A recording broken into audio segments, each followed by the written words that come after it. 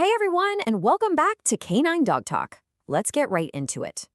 What if, without even realizing it, you're accidentally telling your dog you don't love them every single day?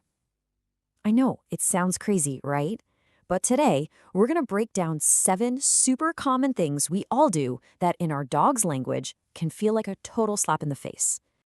Look, you love your dog more than anything. I get it, we all do. But here's the thing, they can't understand when you say, I'm sorry, or I'm just really tired today. They only understand what you do. So the real and yeah, kind of tough question we have to ask ourselves is, are we accidentally breaking our dog's heart? And hey, before we dive in, I need to make something crystal clear. This is not about making you feel guilty. Not one bit. This is about giving you the keys to the kingdom, you know? It's about empowering you to build an even deeper, more amazing bond with your best friend. So we're calling these accidental betrayals. And that might sound dramatic, but from your dog's pure, simple point of view, that's exactly what they feel like. Just these tiny, unintentional moments where their absolute, unwavering trust in you gets, well, it gets a little bit shaken. All right, let's kick things off with mistake number 1. And this is a classic. You know the scene. You're finally crashed on the couch, scrolling on your phone after a crazy long day. And here comes your dog, tail doing that soft, happy wag, and they drop their favorite, slobbery, beat-up toy right in your lap. And this is where the wires get crossed. To you, it's just a toy. You're thinking, I'm busy right now, buddy. But to them, it's so much more.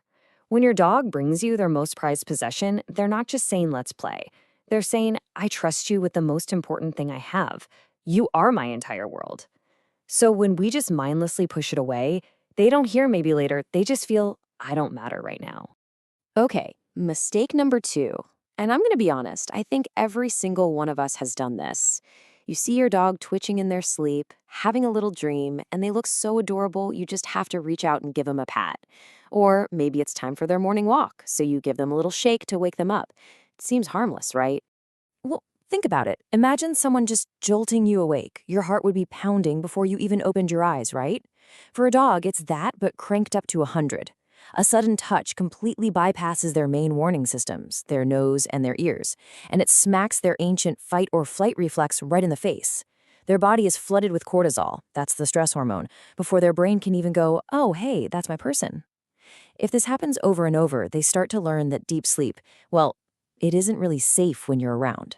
Now this next one, this one's tough because it happens in the blink of an eye.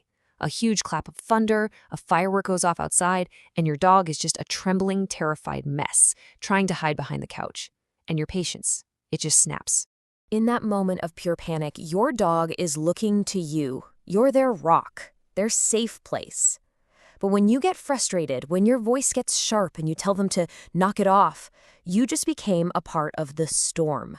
You're not their safe harbor anymore. You've just confirmed that the world is a scary place, because now even their leader is angry and unpredictable. Okay, on to number 4. Have you ever had a boss who was super cool one day and then the next a total nightmare for no good reason? It's so stressful, isn't it? You're always walking on eggshells. Well, that is exactly how your dog feels when the house rules are always changing.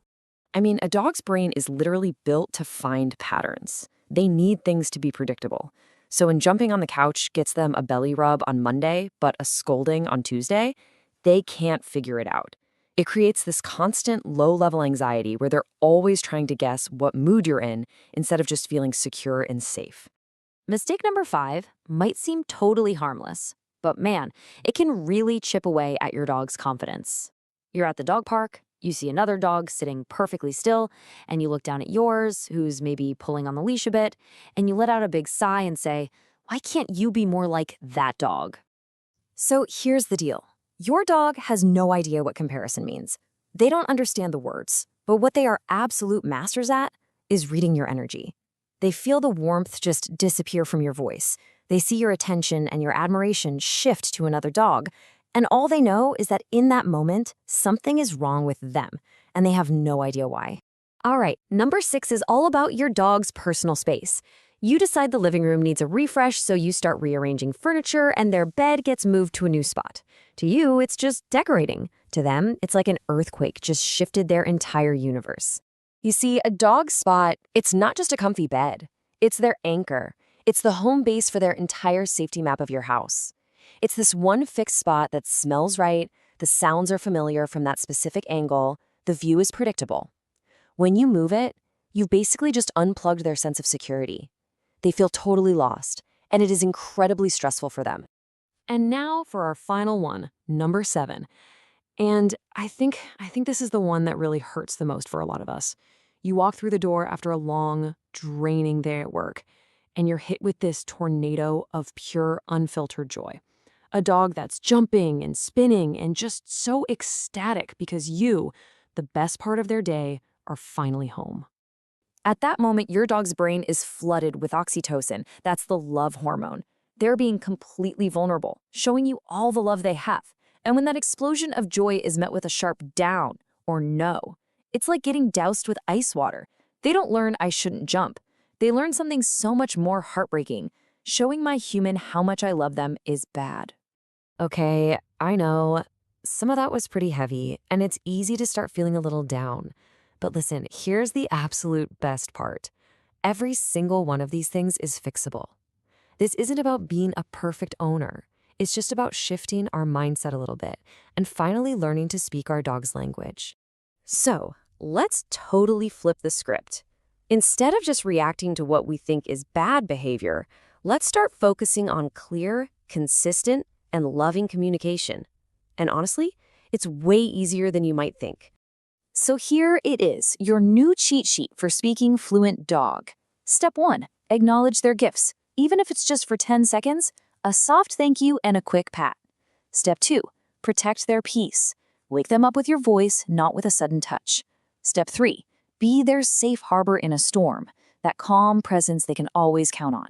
And step 4, most importantly, offer consistent kindness. Be predictable.